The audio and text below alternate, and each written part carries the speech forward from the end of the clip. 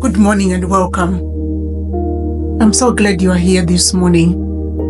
Whether you're sipping your coffee, getting ready for the day, or just needing a moment of peace and encouragement, this is the time you meet with God and be refreshed by His promises. Let's read the Word of God together and start our day full of hope and expectation. Today's scripture comes from the powerful book of Joel, a promise of restoration and abundance from the Lord. We'll read from Joel chapter 2, verse 21 to 27. The Bible says, "Fear not, O land.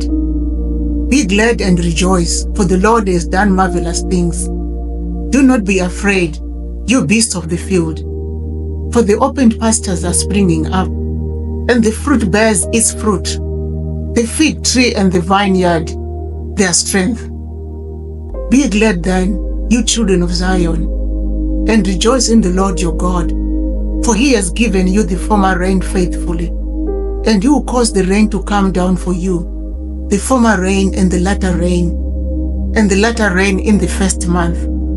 The threshing floors shall be full of wheat, and the vats shall overflow with new wine and oil.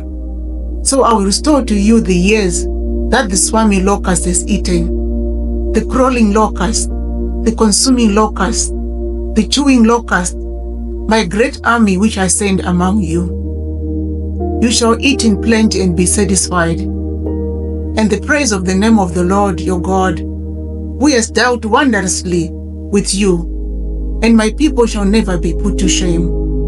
Then you shall know that I am in the midst of Israel. I am the Lord your God, and there is no other. My people shall never be put to shame." Joel chapter 2, verse 21 to 27 is a powerful reminder that no matter how dry, broken, or barren our lives may feel, God is a restorer. These verses were spoken to a people who had endured great loss. Locusts had devoured their crops, their land had suffered, and hope had nearly faded. But God stepped in with a promise: "Fear not, rejoice, I will restore." One of the most comforting truths in this passage is found in verse 25. "I will restore to you the years that the swarming locust has eaten." This isn't just about crops. It's about time, relationships, opportunities, and seasons in our lives that seem lost or wasted. God is saying, "I'll bring life back to what seems dead. I can restore what was broken." The imagery of overflowing threshing floors and vats of new wine speaks of abundance. God doesn't just want to patch us up. He wants to bless us generously. He gives both the former rain and the latter rain, which means He provides what we need in every season. Notice also the joy that fills this passage. "Be glad and rejoice. You shall eat in plenty and be satisfied." God's heart is for us to live with joy, not in fear.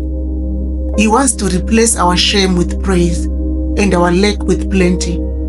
This passage also reminds us that restoration is not just about what we receive, but about knowing the one who provides. Verse 27 says, "Then you shall know I am in the midst of Israel." Restoration leads us into a deeper relationship with God. When we see His hand at work in our lives, we come to know Him as faithful, loving, and always near. Reject fear, even when things seem uncertain or ruined. Choose to rejoice. God is not finished with your story. Expect restoration. God can redeem lost time, rebuild broken dreams, and revive dry places in your life. Live with gratitude. Rejoice in the little signs of growth. Celebrate the former rain while expecting the latter rain. Trust in God's presence. No matter what you are going through, remember, God is in your midst. You are not alone. Let us pray. Heavenly Father, thank you for this new morning and this sacred moment to be in your presence. Lord, before we ask for anything, we just want to say thank you for waking us up and for the hope we have in you. Today we come before you with hearts that may be tired, discouraged, or feeling the effects of loss. But we turn to your word, And we are reminded that you are the God of restoration. And we are reminded that you are a God of restoration. You are not a God who abandons his people, but one who remains faithful through every season. Father, we lift up the dry places in our lives, the areas where the locusts have come, where things have been taken, where dreams have been delayed, and where the harvest seems to have failed. We bring all of that to you, believing the promise of Joel chapter 2 verse 25. You will restore the years that the swarming locust has eaten. Lord, we ask for restoration, not just of things, but of hope, peace, time, and purpose. Pour out the former and the latter rain on our lives. Let your blessings come in waves, refreshing our spirits and preparing us for a fruitful season. Where there has been lack, we ask for abundance. Where there has been sorrow, we ask for joy. Where there has been silence, we ask for your voice. Lord, today we choose to rejoice. We declare that we will not live in fear. We choose gladness, even before we see the change. We trust that you are working behind the scenes. We believe that the threshing floors of our lives will be full again, that our vats will overflow with new wine and oil. We pray for provision, not only material but spiritual. Give us what we need for today. Let your word be our daily bread. Let your spirit guide our steps. Let your peace guard our hearts and minds in Christ Jesus. Lord, we also pray for everyone who's carrying shame. Thank you for the promise that your people shall never be put to shame. Remind us that we are not defined by our past, our failures, or our losses. We are defined by your love, by your redemption, and by the future you have prepared for us. Help us to live today with courage and expectation.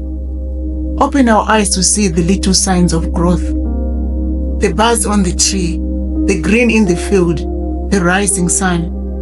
Let every moment remind us that you are near and you are faithful. Lord, we surrender this day to you. Use us as vessels of your glory. Let our words and our actions and our thoughts reflect the truth that you are our God and there is no other. We give you all the praise, not just for what you have done, but for who you are. Thank you for restoring our joy, our faith, and our future. In the name of Jesus Christ we pray. Amen. Thank you so much for spending your morning with me in God's word and prayer. If today's devotion encouraged you, please like this video. Leave a comment sharing what part of Joel spoke to your heart. And subscribe so you can join us every morning for more encouragement and prayer. And also, don't forget to share this video with your family and friends, because someone you love might just need that reminder that God is a restorer. Have a joyful and victorious day. God bless you.